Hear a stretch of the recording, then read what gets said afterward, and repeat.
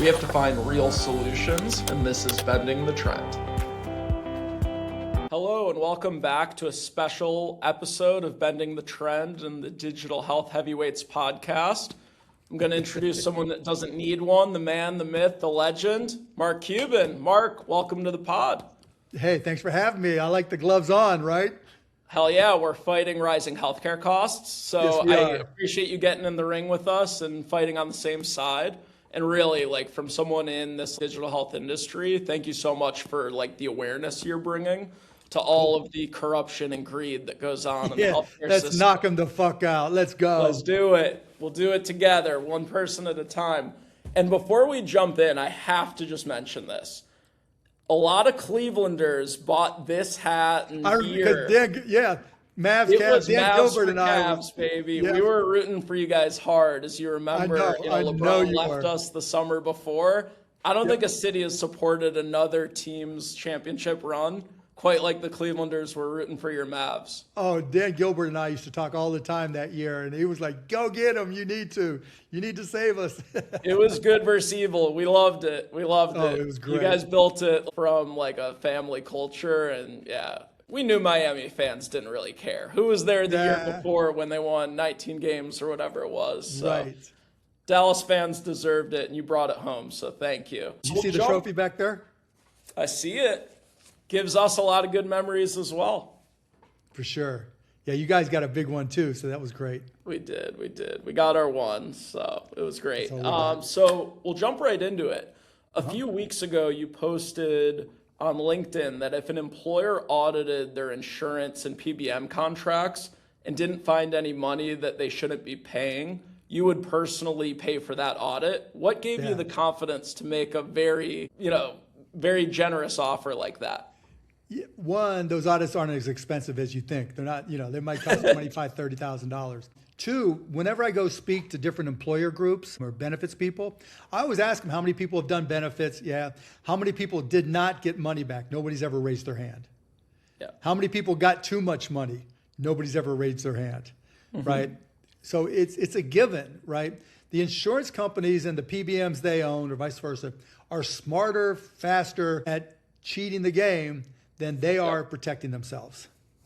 Totally, yeah. And they know they're going to get called out a very small percentage of the time, and they're just willing to, play the odds. So if you're a CEO, a CHRO, a benefits leader, sitting down with your broker tomorrow, what questions should you be asking that most employers just don't know to ask? So first, you shouldn't be sitting down with your broker. That's right? step number one. Right? You should be learning what's involved and what does it take. I mean, look, if you're a small company, you have 5, 10, 25, 50 people, you're probably working through a broker no matter what. Totally. And you've probably had the same broker for years. I had my guy until we started Cost Plus Drugs, and then I compared what we were selling our drugs for versus what I was getting charged. He's not my guy anymore. But now, particularly with AI, you can take your previous contract and put it into a large language model like Claude and just ask it, where am I getting ripped off? What should I do? How can I improve my benefits, right? And I think that's the first step. But more importantly, you've got to really start to understand what your true risk is. People default to insurance as if the insurance company is going to give them something more than what they put in. That's never the case. Even with fully funded plans, whatever it may be, there's no free gifts, right? Nope. And so what are the options for you to protect yourself in case of the worst possible scenario? And the reality is the worst possible scenario, typically you've seen $4 million, $5 million.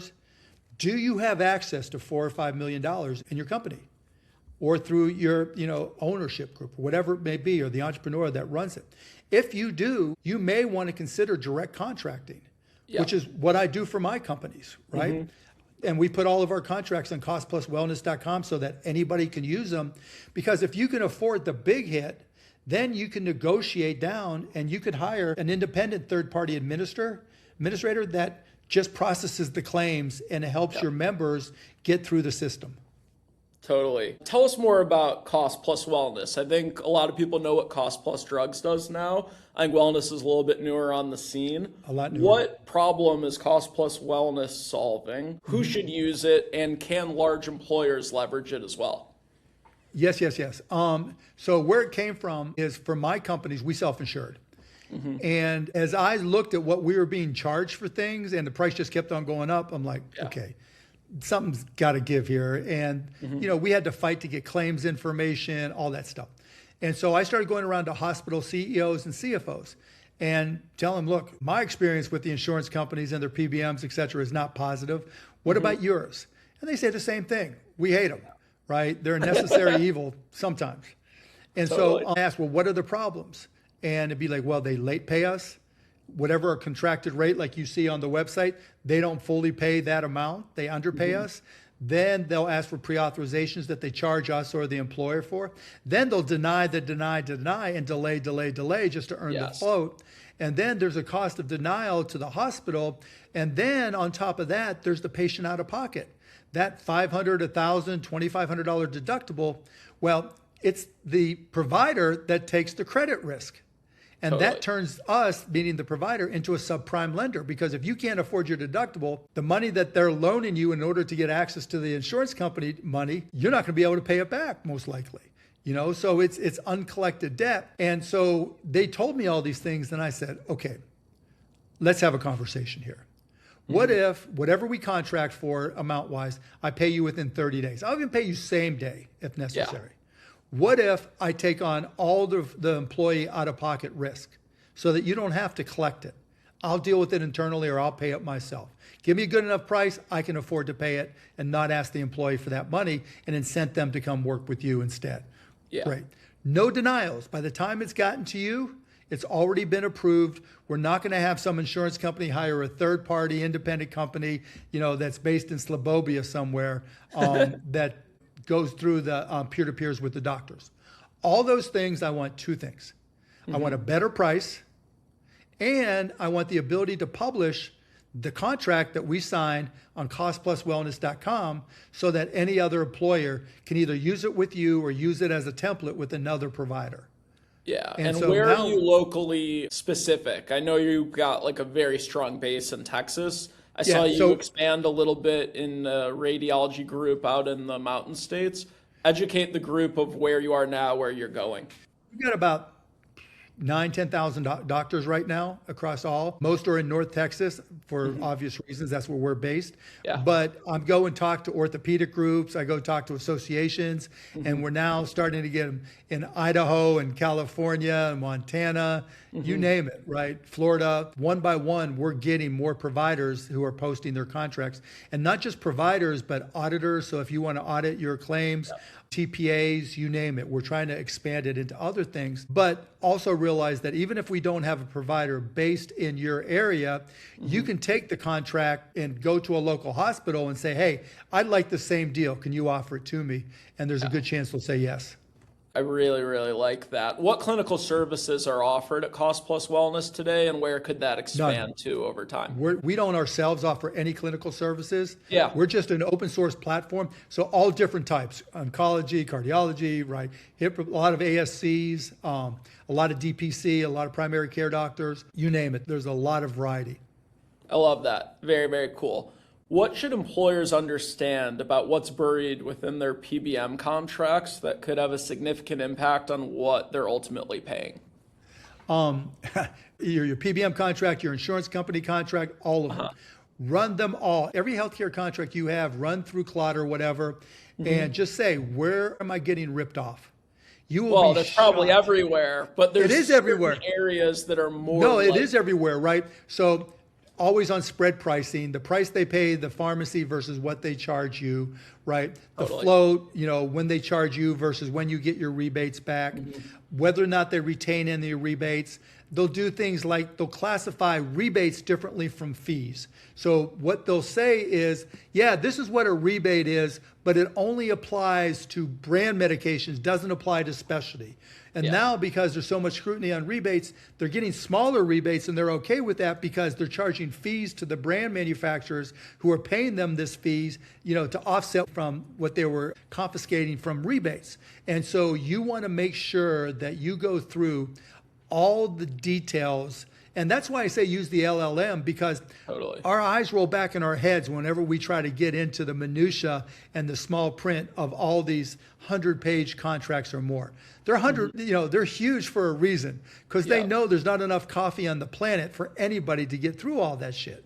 And so you got to be able to go through and realize that every single definition, every single word in your contract is being used to take advantage of you. You can't assume that you understand what a word means in that contract. And you can't assume that even the numbers that they put in there are going to be accurate and not just there for examples or to try to convince you. There's always such an information asymmetry where they've done this millions of times. This isn't your core competency. It is their core competency. They're looking for every angle they can find to take advantage of you. Yeah, they want to make everything opaque and confuse people more than anything. Things that I'll give you a perfect example of something to ask for that they'll never suggest. Because one of the games they play is, well, we did everything the company asked for, right? You don't know what to ask for. That's not your job, right?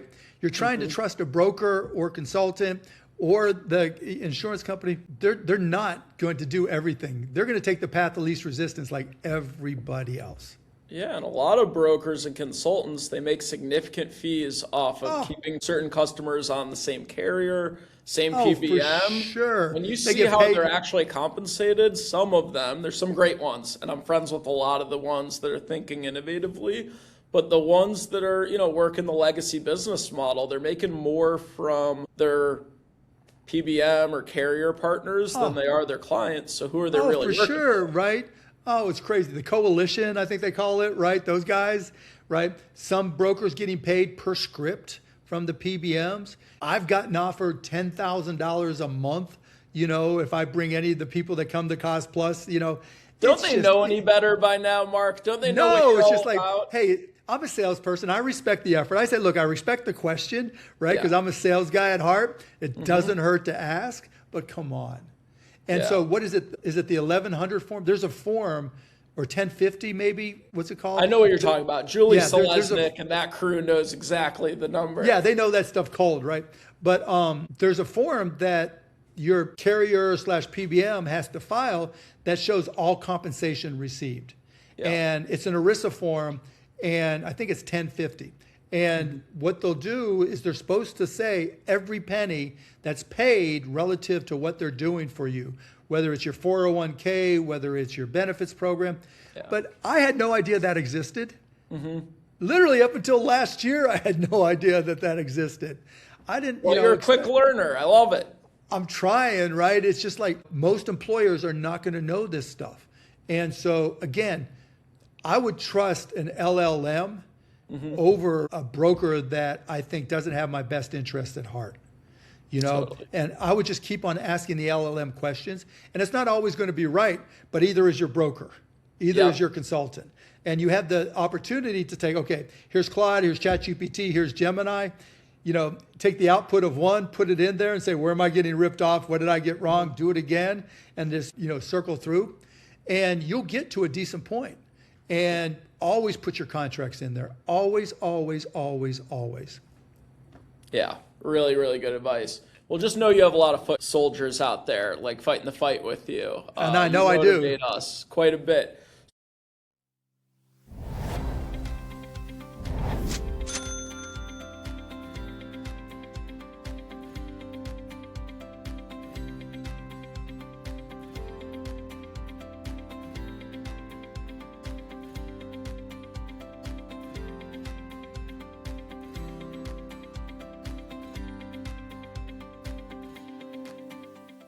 So when you went self-insured, where did you see the most savings and the most value created by going that route? I have my own guesses, but I'm just interested in your organization, your population, what you saw.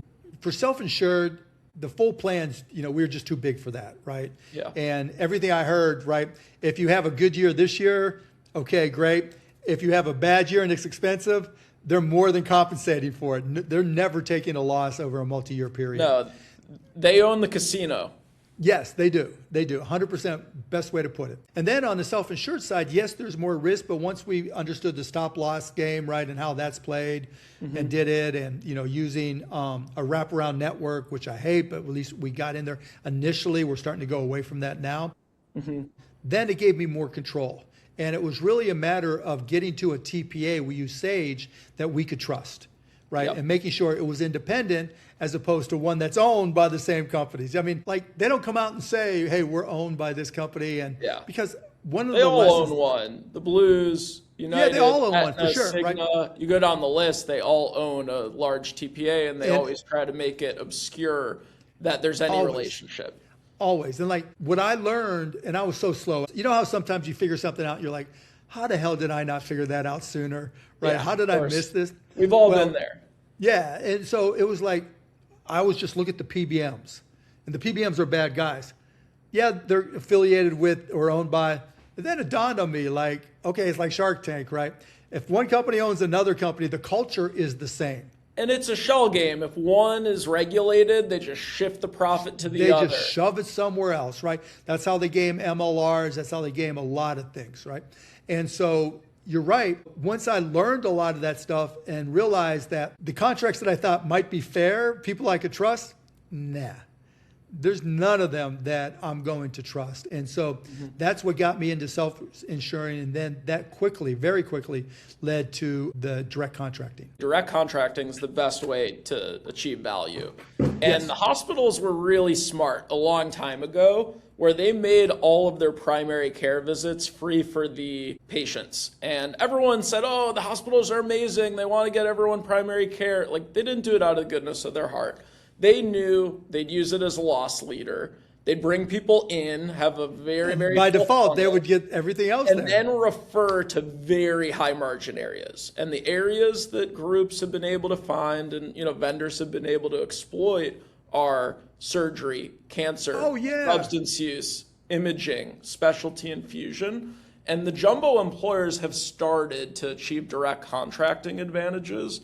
The ones that are locally focused and have like a very big hub of employees all in one place can actually directly contract with large health systems or unaffiliated. Yeah, and you don't have to have a big group like we do here or a hub, right? Because you can do carve-outs. That's what I'm telling big companies now, right? You have enough heft, right? You have enough scale that even if you're afraid, your HR people are afraid to move to all direct contracting because that's a lot of work, right? Yeah. And it's going to take hiring more people. It's going to take a great TPA, et cetera.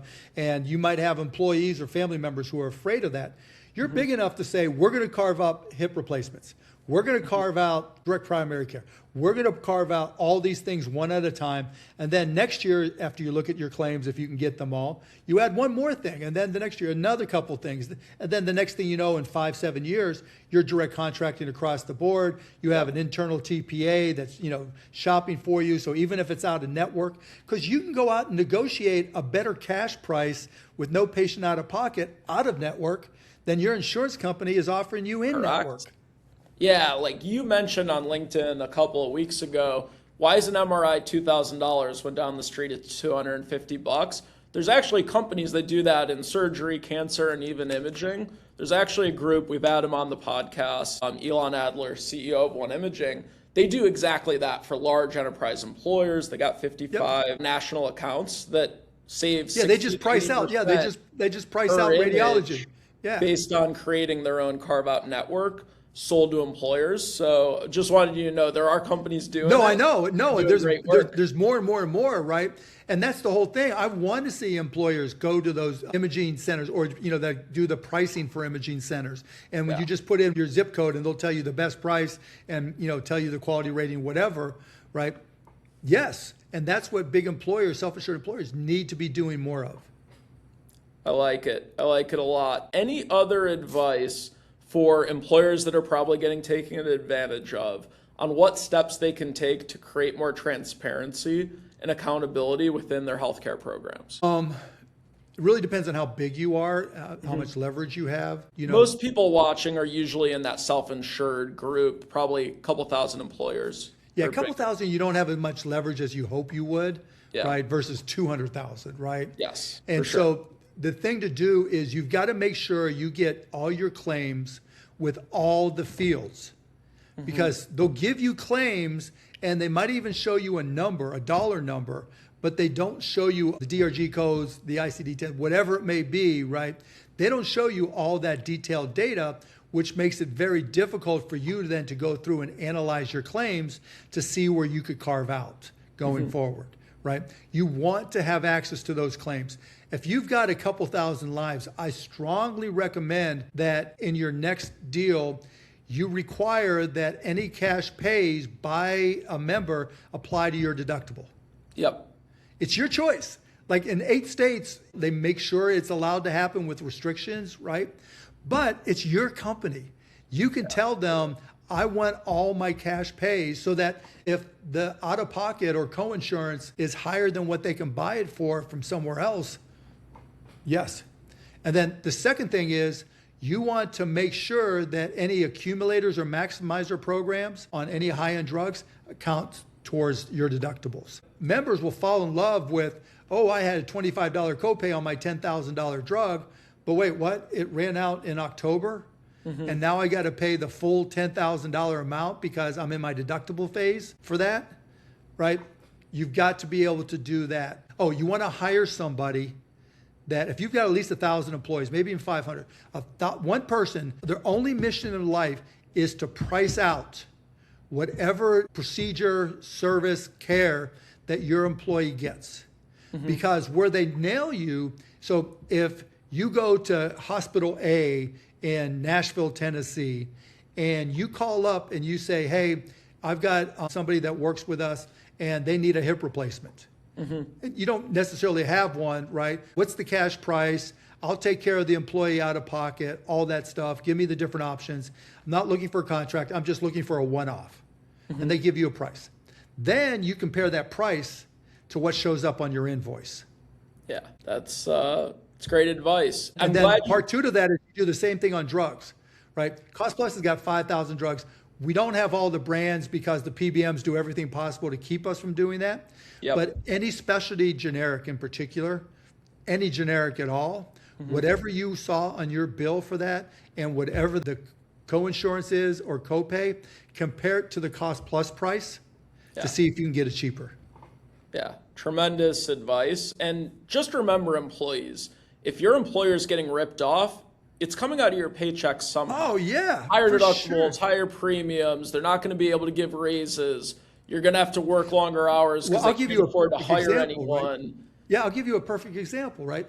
Everybody's terrified of their deductible. I mean, not everybody, but most people are.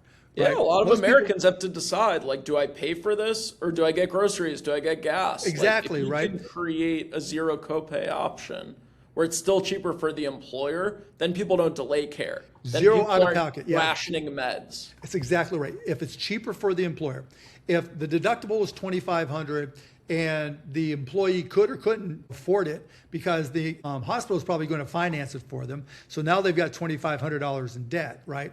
But $10,000, $2,500 net out, $7,500 to the employer, If you get that price down under $5,000, then you can have the employer pay for it, nothing out of pocket, and that's like you just gave a $2,500 raise or whatever your deductible is to the employee.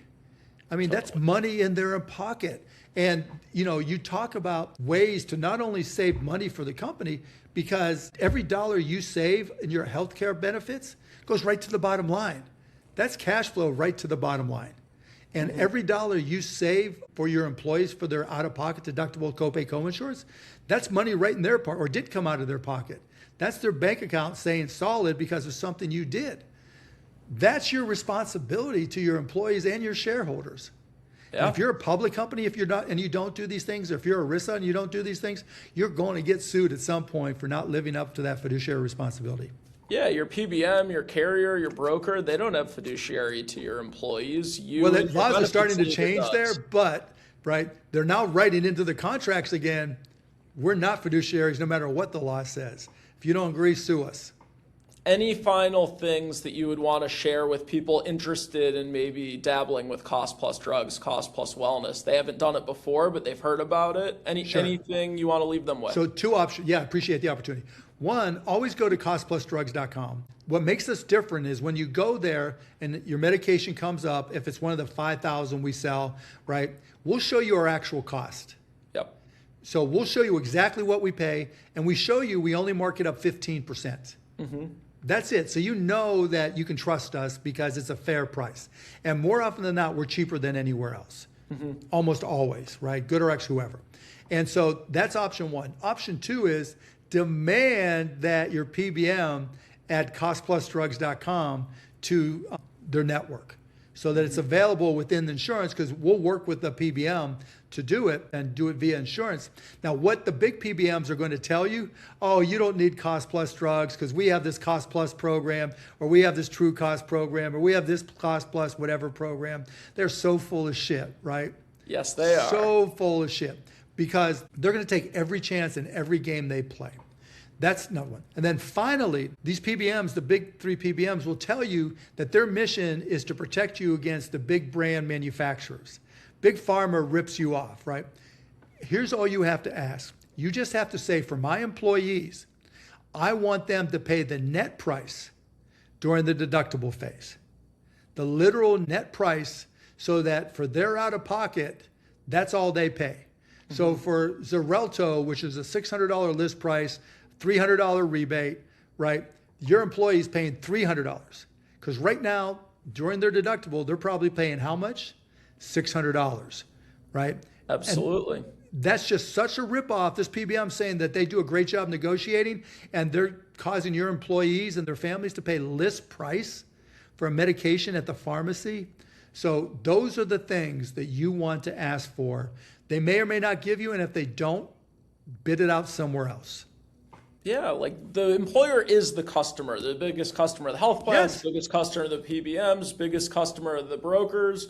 No one's taking care of them. No one's doing the right thing. And employee benefits leaders don't know how much power they truly have if they actually organize. Health plans, they organize. Health systems, large pharma, big PBMs. The employers, they're getting there, but I appreciate everything you're doing to push things forward and really, giving them the courage to advocate, because we've got a really exciting opportunity in healthcare over the next couple of decades. There's going to be groundbreaking breakthroughs with cancer, with Alzheimer's, with dementia. Sure. But if we don't change, it's going to be, sadly, people like us that can afford it and people who can't. And like who lives and who dies should not be about what your financial abilities are. No. Like you can't put a price on a life, and that's sadly where this industry is headed if we don't see some reform. No, so I mean, you're exactly right. Your car insurance doesn't tell you how much it costs to get a gasket fixed in your car, right? Your home insurance doesn't tell you how much it costs to replace the windows. Your healthcare insurance does tell you how much it's going to cost and how much you're going to be charged. That's insane. But to your point, you nailed it. The employers have that leverage. And I always get their name wrong, BBGH or PH, I forget. BGH, Business Group on Health. Yeah, the Professional Business Group on Health, right? Uh-huh. Go join them all, right? And I was just there at their meeting. They're going to hate me if they hear this that I couldn't remember, because there's so many damn acronyms. Well, there's a Midwest one, there's Dallas-Fort Worth one, so it's a little confusing, but it's all the same parent organization. So you support one, you support them all. Good. So go join, right? Because they're really, really smart. Elizabeth there is really, really smart, and they do a great job. And so be part of those organizations like you brought up, because we can't wait for politicians to fix this. All the power is in the hands of employers. Are you going to run, Mark? Can we count on you? No, I'm going to let you down. 67% of employees are covered by self-insured employers. And so everybody watching is part of that strength. And you can demand, don't be afraid of it. Hire somebody to manage those economics. Let them be your internal TPA. Let them be your healthcare CFO. If you can schedule it, you can negotiate it. If you can schedule it, you can save. And ultimately, employers are paying 254% of Medicare rates. That's not It's exactly even more what the than hospitals that. collect. It's more than that. That number is wrong because that doesn't incorporate the yield, right? So the hospitals are making actually less than that. So Correct. employers are getting ripped off even more. Yeah, so essentially the American employer is floating the American healthcare system. And Absolutely. The biggest not sustainable. multi-$100 billion companies, your company is floating them. Well, hopefully all that you're doing to educate the market is going to allow, benefits leaders to be even more brave and CFOs and CEOs to pay more attention, because you could try your hardest to increase revenue 33%, but if you just remove trend line, maybe a couple percentage points, you actually get that in your EBITDA. And I'm telling you, unless you have something bad happen to somebody, if you go to direct contracting, your costs will go down. Yep. Right. Well, we all face that. thank you. See, somebody's in some of the bad circumstances, right? Costs go up, but direct contract, your cost will go down. Check out costplusdrugs.com, costpluswellness.com. Hell yes, brother. Well, thank you. Really enjoyed getting in the ring with you and keep fighting rising healthcare costs with us. Thank you for all you do, Mark. You're the best. No, thank you. Thanks for having me. This was great. I really appreciate it. Awesome. Thanks for watching Bending the Trend, where we are looking to fight rising healthcare costs. We are asking benefits leaders what digital health solutions they've implemented that has helped them bend the trend.